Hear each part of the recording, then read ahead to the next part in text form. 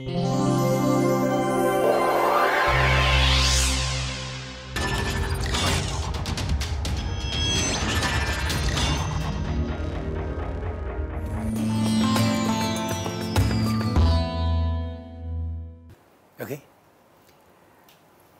What does it mean when we say movement, and particularly in the context of language?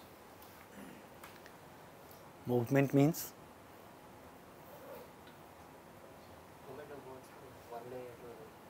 movement of elements from one place to the other. Okay? That is displacement of elements from one place to the other. Then the question is, what do we mean by one place to the other? We mean from one, looking at the x bar scheme, from its original position, that is the place where it originates, to some other position. Then the question comes up, how can we be so sure about that? How can we say so, that things really get displaced from one position to the other position? Is there an evidence for that? Okay. And if there is any evidence, then there are motivations for that. There are compelling reasons why we want to say that things move from one place to the other. These are the questions that we are going to look at, of course, with evidence. Okay? Now,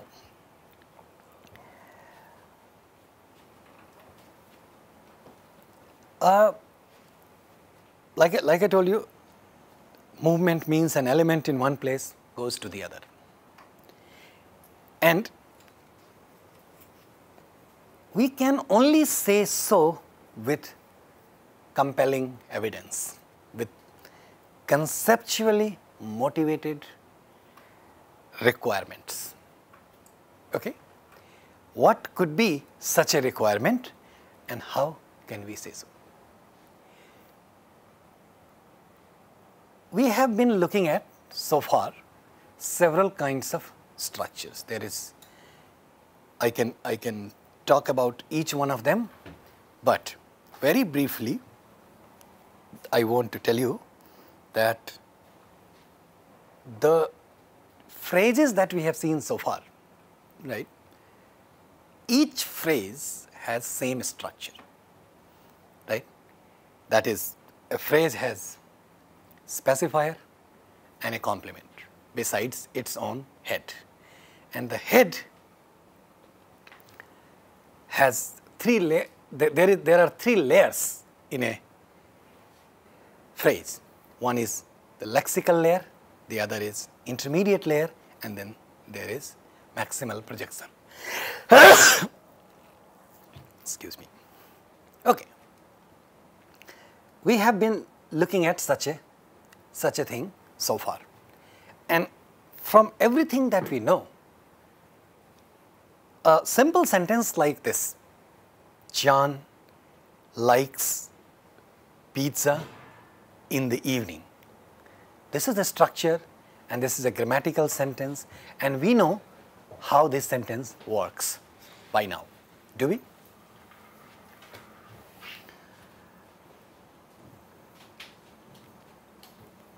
That okay so far? Okay. Lately, what we have seen is there are some heads which assign cases to its complement, and then we have also seen that such an account is also essential for a sentence to be grammatical. Namely, the verb like, the verb as a head assigns accusative case to its complement pizza, and P as a head assigns accusative case to its complement and NP, the evening. I haven't expanded the evening, and I haven't put a specifier position in the PP, but there is no change. Everything else is intact. And then we saw the NP in the specifier position of IP gets nominative case through I, which is through tens, or the features under I under the notion of M command, and then it gets nominative case. Okay? We have seen this. So, this looks like a nice looking sentence. We know most of the things by now to say this sentence is grammatical. Okay? That is, it fulfills all the requirement of being a sentence. From now onwards, I want to show you some motivations for movement. Okay? We know this thing, right? That I is the head of a sentence and I retains bundle of features in it. Okay? Clear? Some such features are agreement, tense and aspect. Okay? Let me draw your attention to the first reason for this. No. I mean, one more step before we see the first reason for this. First reason for movement. The question was raised that why don't we have each feature separated? What's the reason for putting three very significant entities in a sentence under one bundle? See the point?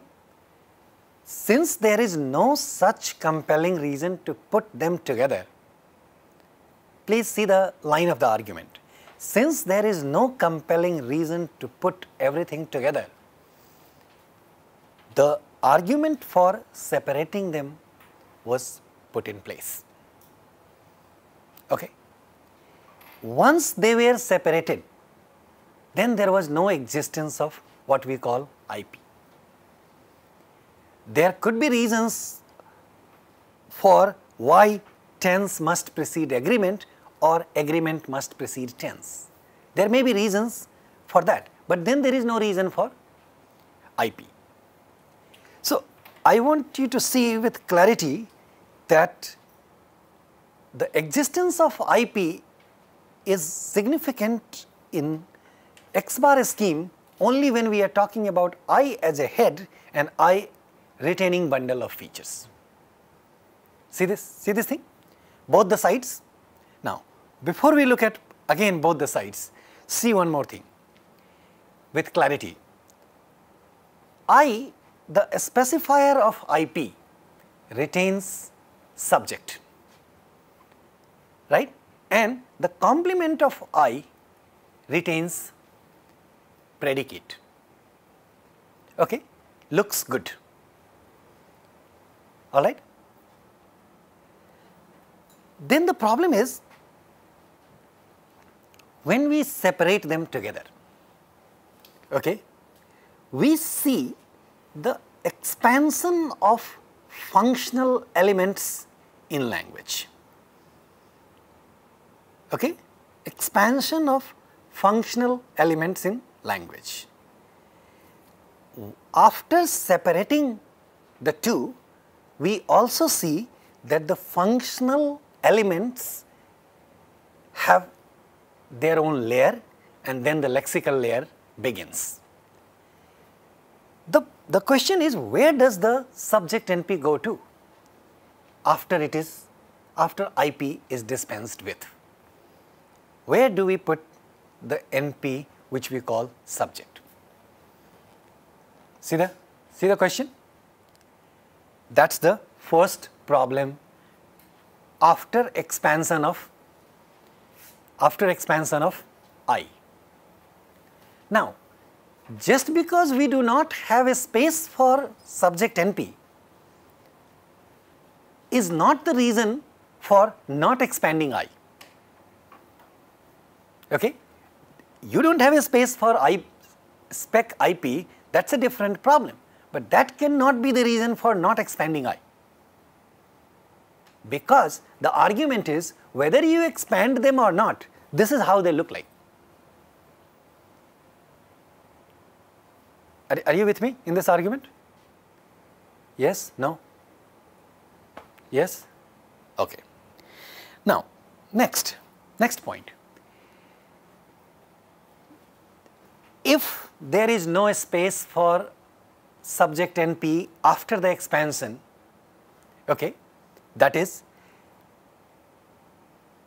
we don't know where to put subject NP in this structure so far. One of the reasons for that is, canonically speaking and looking at a sentence in a traditional way, we have seen subject being outside the predicate. Okay? Subject being outside the predicate. So we do want to retain that notion that subject must be outside the predicate, because I'll tell you why. But we want to retain that outside. Therefore, we are wondering where to put it. Okay? However, after the expansion of I, the proposal was made by Richard Larson that probably subject also originates within VP. Okay? That is, in the specifier position of the VP, we have a space available for subject. Do you see that thing in this structure? If we go ahead with the argument of Richard Larson, that this argument has a name, and that is called VP internal subject hypothesis. VP internal subject hypothesis. The moment you say this thing, VP internal subject hypothesis, researchers of linguistic theory will immediately tell you the name Richard Larson, because that guy is famous for this one contribution. It was a major intervention in the theory that Richard Larson came up with. He said, all right, if we try to put it anywhere else other than VP, then we are saying a lexical element, a lexical NP in a sentence stays somewhere in the functional domain. That's the danger. That was the motivation behind Richard Larson's saying that subject originates inside VP. Are we okay? However, Richard Larson nicely solved the problem of two different layers, functional layer and lexical layer. But that hypothesis landed us into a difficulty, which is, the difficulty is, anybody can see the difficulty?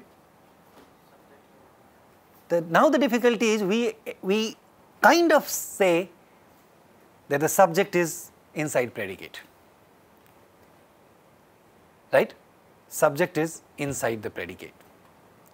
Then, if it stays inside the predicate, then how does it agree?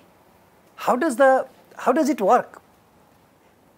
Canonically, we have been looking at stuff like this: sentence NP VP, right? This is predicate, this is subject, right? And what connects these two is agreement, and the role of tense is significant, right? So if we say that this NP is inside VP, then how do we account for the role of these things? All right, that was the problem Larson's hypothesis landed in. However, we must give its proper credit that it separated functional layer from lexical layer, and that was a nice looking thing. This is one of the reasons one of the first motivations for movement. And this is where you see that this is where you can see that an element literally moves outside. So, Larson further proposes that the subject NP originates within VP, but does not remain within VP all the time. What it really does is it originates inside the VP at the deep structure, and then it moves outside and goes to the specifier position of AGRP. To the specifier position of AGRP. Okay? The reason why it goes to the specifier position of AGRP is because it needs to do this thing. It needs to take care of agreement, and it is subject which agrees, which takes care of agreement, which you have been seeing so far, that the agreement takes place with subject NP. So, the subject NP must be within the local domain of AGRP, right? And then the way it agrees, it takes care of agreement is the head and a spec within the same domain takes care of agreement under the notion of a spec head relationship. Do you see here? I have tried to put singular there in the spec AGRP, and this NP John is singular. They match together, and then the sentence becomes grammatical. So, the point is, at a logical level, the argument is it originates within VP and then moves upward to the spec AGRP. One can question, why do we need to say that? Why can't we simply say that it stays outside, it is in the spec of AGRP? Understand this thing? One can ask this question, why do we need to bring movement in it? We can simply say that the subject is in the spec position of AGRP, and it agrees there and everything is fine. What's the problem with that? I have just discussed that problem with you. Then we end up saying, right, then we end up saying that subject is in the functional domain. That is also not conceptually acceptable, that a lexical NP stays in the functional domain. So, they have to stay separately at a deeper structure. Lexical NPs in the lexical domain, functional elements in the functional domain. Okay? It always has been in the functional layer, right? When we say, when you are writing IP. I'm coming to that. Hold on, I'm coming to that. You see that? You see the problem? It cannot originate in the functional domain. It must originate in the lexical domain, but it cannot stay all the time there because it won't be able to maintain agreement. That is the first motivation for movement, and first evidence that this NP cannot really stay here. It has to move outside and goes in the spec AGRP. All right, I'm coming to your question in a moment. I do not mean to bring in too many technical details right now, because we are talking about movement, and I only want to show you couple of compelling reasons for movement. But it will be worth mentioning right here that this movement gets complicated little later. The proposal is, some people have proposed, you have seen the M command and barrier and all those things, right? There are problems with the movement also. So, some people will argue that how can you allow an NP to jump that far? Aren't these maximal projections have anything to do with that? Okay? Then the proposal was made that it moves stepwise, which was called successive cyclic movement. But those are not important things for us right now to handle. I'm only bringing this thing in this discussion so that it makes little bit more sense. But all I expect from you right now is to understand that this is a motivation, this is a reason, there is a reason for subject NP to originate within VP, and then equally compelling reason is available for the subject NP to move outside that. And bringing in the whole idea of movement takes care of separation from functional domain to the lexical domain, and also takes care of the agreement between subject and this canonical structure is also retained. Under no fancy idea we can dismiss this point, because this is the sentence. Of course, the problem is this doesn't tell us much. This doesn't help us understand how a subject NP gets a nominative case, how an object gets an objective case. It doesn't help us much, but this is the sentence, and we, in order to explain more, we don't want to lose originality. Do you see that? It does so far everything. Now, the question that you were raising, what was your question? Please repeat it again. We've always been writing the... Loudly. We always wrote the NP in the specified position of IP, which was in the functional layer.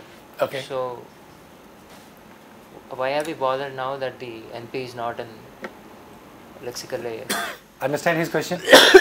What he is saying is, when we were talking about IP, where do we have our subject NP? In the spec position of IP. And it's a wonderful question, that whether you expand I or put them in a contracted way, that is the inflection, right? So even with the IP, the subject NP is in the functional domain, or at least it is beyond the functional domain, right? That's your question. Why do we want that kind of a situation there? Perfectly good reason for, that is the reason for expansion of I.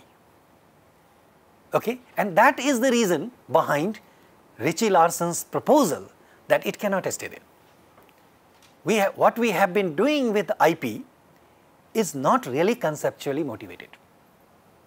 There are problems with IP. Someone can question this point as well. We have just questioned that. Why do we need to go to separation of all that? When IP is working nicely, all right, we had to put some patches in it of M command. We had to put a barrier. We see, but still it was fine. Why do we need to separate them? The reason is this, that we have subject NP in the functional domain, which it cannot stay, where it cannot stay. There is no conceptually motivating reason for allowing subject to originate in a functional domain. Therefore, it has to originate within VP. Understand this thing? So that is the reason. Even in the when we are writing IP and VP, why can't we just say that it is the subject is originating in the spec position of VP and it is moving to the spec position of IP? We can say that, and that will mean exactly what we are saying. Understand what he is saying? We can say, even with IP, we can say subject originates with spec VP, and then after originating within the subject VP, it goes to a spec position of IP.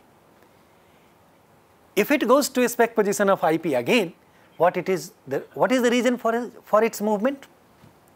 Because it needs to be under the spec head domain of agreement, that is I. It must be under the spec head domain of I and spec of IP. So that will be the reason for it to move. Again, the motivation of movement is intact. See the point. You are absolutely right. It will still be fine. But why do you want to retain IP? What the question comes out of your proposal is, why do we want to retain IP when we have no compelling reason to put agreement, tense and aspect together. And even if we separate them, and as long as we see subject originating downstairs and then moving upward, then there are more reasons to dispense with IP. Okay? So, these are the reasons for separating every features, allowing them to head their own phrases, motivations for expansion being intact, subject originating inside the VP for both, and then moving outside. There are, I mean, these arguments are connected. See this thing? Any other question? Anybody has any other? Why can't we say that it originated in spec portion of IP and then moved to VP, because there we are considering the dominance of the. Exactly. Then can we say the other way? No, it has been established that, and there are more things that I need to show you. It has been established that movement takes place only upward. Downward movement is not conceptually motivating, is not allowed in our understanding of how language works in human mind. That has been established, and I'm sure I should have mentioned this thing before, because, and I didn't mention it so far because I have just started talking about movement, and you are not going to see any single evidence, any single instance of movement which is downward. All the movement is going to be upward. That is also a reason why once I was asked this question, why not lexical layer is higher than the functional layer. These questions may sound silly, stupid, but they are not. They are very nice questions. You see the question? The question is, why do we want to begin with AGRP? Why not VP and then do everything else and then put functional layer downward? That's not possible. That is also not possible because the functional elements are the significant part of a sentence which become head. See, the strength of the proposal of IP, there was a strength in that proposal also. It ran into difficulty where Richie Larson questions, why subject in the lexical, why subject in the functional domain? That's a valid question, but that does not rule out its strength. The strength of IP is it clearly shows that the abstract categories, abstract elements are the head of a sentence. Subject in the spec position and predicate in the complement position. That was the strength of the proposal of IP. There were two problems with this that was proposed. First was, why everything together as bundle? The moment these questions are raised, you must have conceptual answers for them. If someone could answer this question, then the next proposal is dismissed. As long as we have no answer, why everything together, this exists. Because each one of the features like agreement, tense and aspect are entitled to have their own phrases. Okay? So that stays.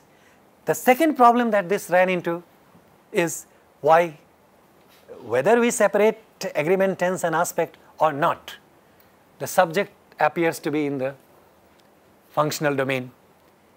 Either in this proposal or in this proposal, it appears to be in the functional domain. So there are reasons for subjects to be in the lexical domain. That was fine, but we cannot allow it to remain there, because if we allow it to remain there, then this is out. We run into this problem. So in order to retain the agreement of subject, we need to allow for movement. And this is what I have been trying to tell you, that I am trying to show you an evidence for movement. This is just one. I am going to show you more, but this is just one motivation, one reason why we can say elements from one position to the other positions at a deep structure when we are discussing I language is possible. That's the argument, and that's all we are trying to see. All right? Anything else? Sorry? I complement. So you break it into I and AGRP. I have put it this way, and then I have put the red line.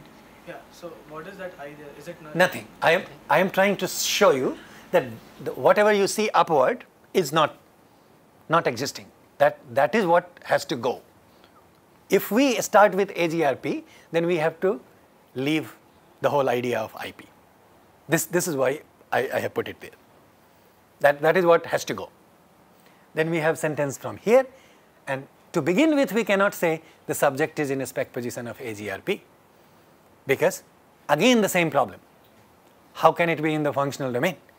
Then we are not solving anything. We are just, and we cannot expand things just for fancy stuff. Again, we have subject in the functional domain, so we have to say subject originates here, and then it must move because it needs to take care of agreement. So for the purpose of agreement, movement is a required operation. Okay? Anybody? It sounds little bit complicated, little bit tricky, but then it has a rationale behind it. And these are some of the motivations for movement. First is a lexical NP. We have already discussed them, but it helps if you look at them in one place. A lexical NP appears to be in the functional layer. Features in I is a bundle. So we need to take care of these two things. Every single thing must be fully projected. That is, AGR, TP and ASP must be fully projected. And there appears to, once we do that, then there appears to be a problem explaining nominative case assignment, and it involves adding patches to the existing theoretical apparatus. See this thing? The fact that we are unable to provide one argument, I don't know how to put it. See, with the IP, right, and case assignment, we have to say two different things for nominative and accusative cases. Am I right? We have to say two different things. The fact that we have to say two different things is making it weak. So the point here is, why to retain something that is weak?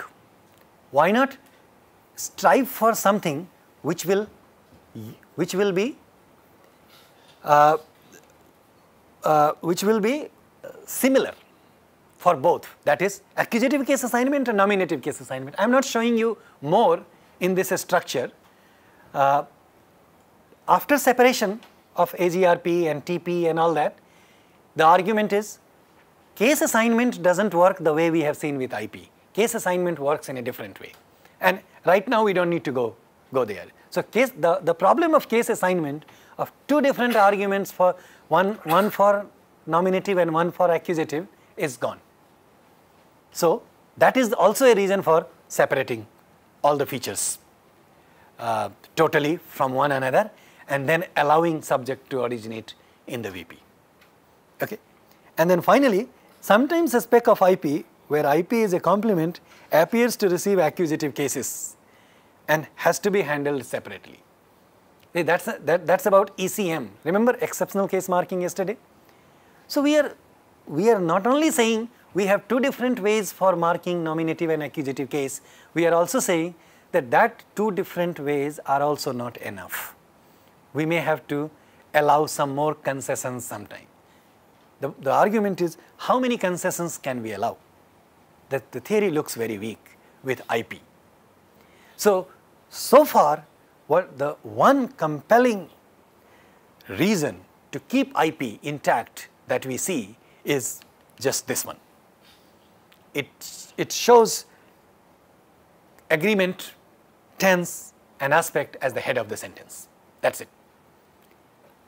everything else seems to be, everything else appears to be making this whole theory weak. Now, I want to leave it here, but as a word of caution before I move ahead with the with more examples of movement, I must tell you that the next proposal, which is after IP, is also not foolproof, is not really solving all the issues. That is just for us to keep in mind. It's not that there were problems with the earlier proposal and now there are no problems.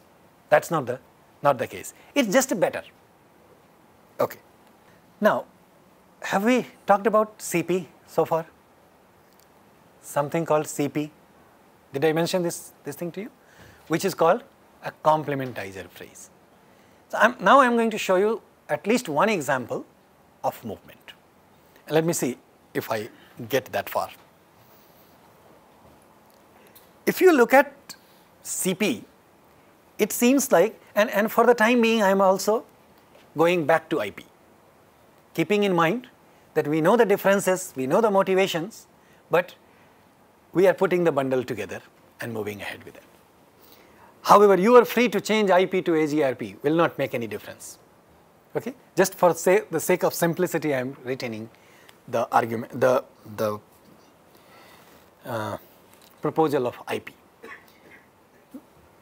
With this structure, I only want you to see that CP is also a functional category. CP is also a functional domain. Okay?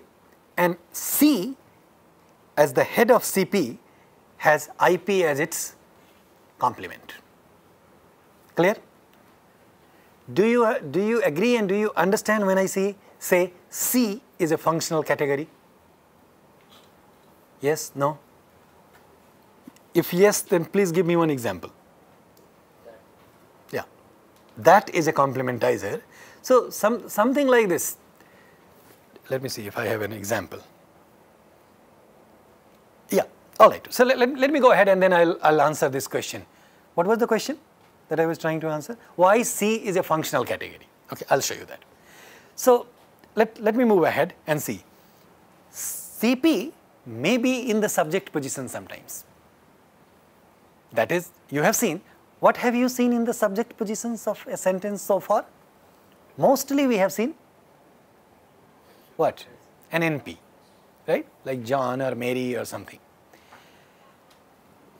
Sometimes we see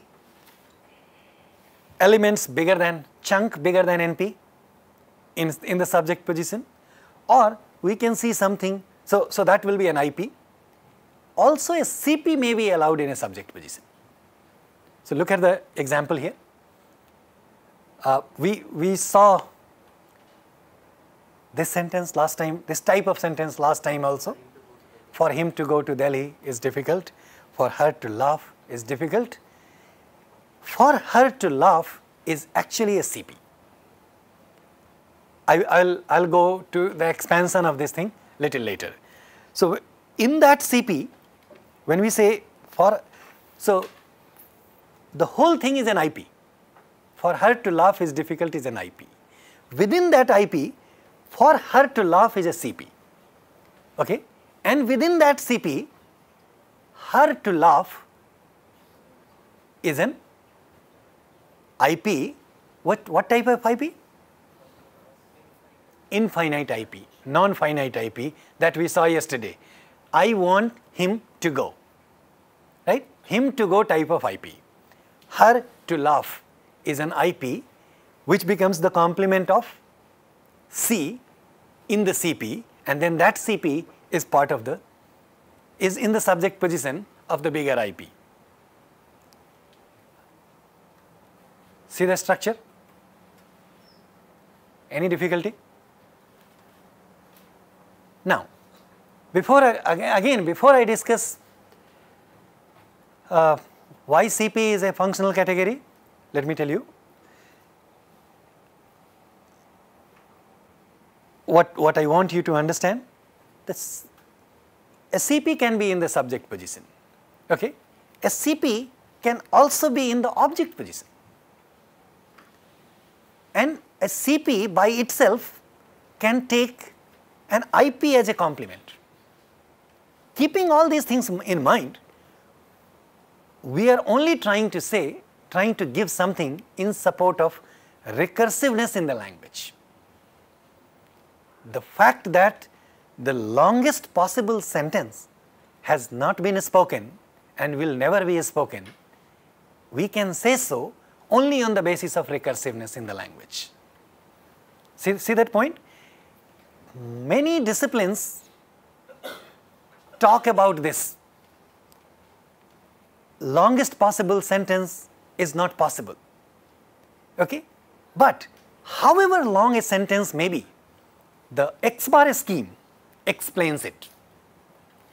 Therefore, X bar scheme is argued to be a conceptual device in human mind.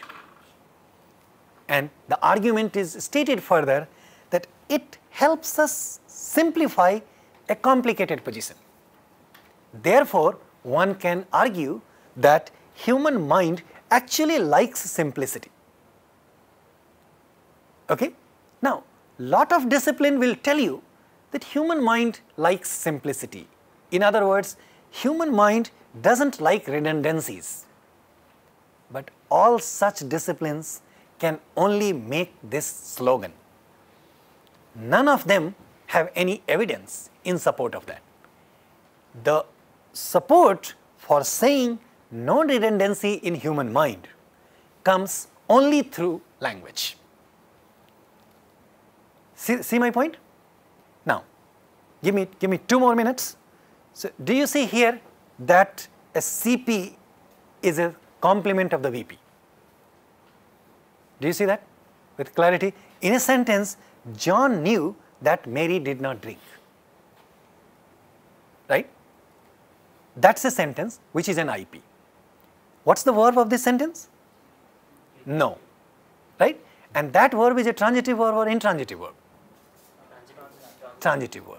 So, what did John know? That Mary did not drink. And Mary did not drink is an IP. Right? If Mary did not drink is an IP, then that Mary did not drink is definitely more than IP. Right? And this is what we say as more than IP is a CP. Therefore, IP is always going to be more than, a CP is always going to be more than IP. Okay? And it could be part of an IP, or a CP could take an IP as its part. This is what allows us recursiveness in the language. It's not chicken and egg story. It's not chicken and egg type of thing. It's not circular. It's just recursive. Okay? Now, one more point here, and this is where I would stop for today. When we say that Mary did not drink, right? I don't remember, but I think I have talked about this, that is a complementizer. That here is not a demonstrative pronoun, right? Now, it's a device in human language. That same lexical item may have 2 different purposes, 2 different functions. Okay? And I am particularly saying 2 different functions, and I am not saying 2 different meanings, because take the example of that. It may have 2 different functions. One is demonstrative pronoun, when we say that boy, that house, that computer. All right? That has, in those phrases, that is a demonstrative pronoun which has a function, which has a demonstrative function. In this kind of an example, it has a complementizer function, and the moment it becomes anything other than demonstrative, it doesn't have any meaning. Does that have any meaning here? It doesn't have any lexical meaning. The fact that a word loses its lexical meaning becomes a functional element, complementizer. any functional element will never have a lexical meaning. Okay? This is why tense, we interpret tense as present time, past time, future time, but by itself it does not have any meaning. All functional elements have no lexical meaning. And since see, that in the C position does not have any lexical meaning, you tell me, check it with anyone, that Mary did not know, that Mary did not ring, in that sentence what is the meaning of that? Okay? One needs to know things that we are discussing to answer that question. I'm not, by any means, I am not trying to say that no one knows these things and we are discussing some wonder of the world. People have found these things. I am not the one who found this thing. People have found these things quite some time ago. But these are very nice looking explanations that how two elements, how the same element may have two different functions. And look at my argument once again.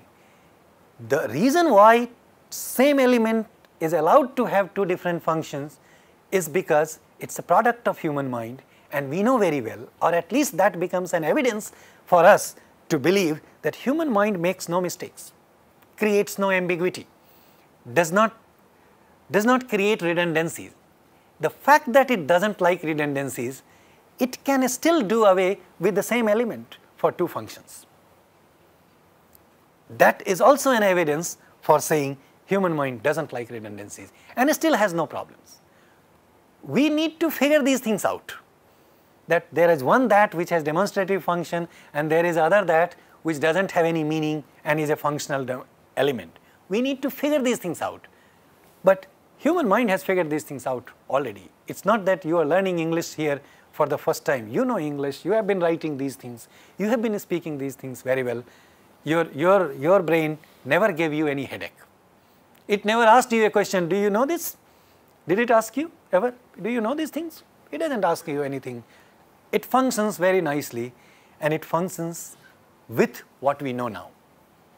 So please keep relating. I have told you earlier also that we may not have time during other discussions to talk about knowledge of language, principle of economy, how human mind doesn't like redundancies. These are the examples of those things. And therefore, a deeper investigation into language gives us a better understanding of human mind, where, and it's not an arrogance of theoretical linguistics speaking, it's a factual description, factual statement that many other disciplines can have slogans, but not evidence. The study of language, linguists also have absolutely no evidence of physical properties of human mind. It can only talk about something about human mind through the structure of language alone. And through the structure of language, there are compelling examples available, evidence available for us to believe such things. That's all. Okay? Now, I know we will stop here. So I just want to give you a question before we discuss something next time. We are meeting next time on Tuesday. Before we discuss this on Tuesday, how do we understand these sentences? Again, these are very simple sentences, question sentences. I bought a phone, and the question, so if there is a question, what did you buy? A possible answer could be, I bought a phone, right? I thought I will be able to handle these things today. This shows us another evidence for the movement. So we will have to stop here in the interest of time.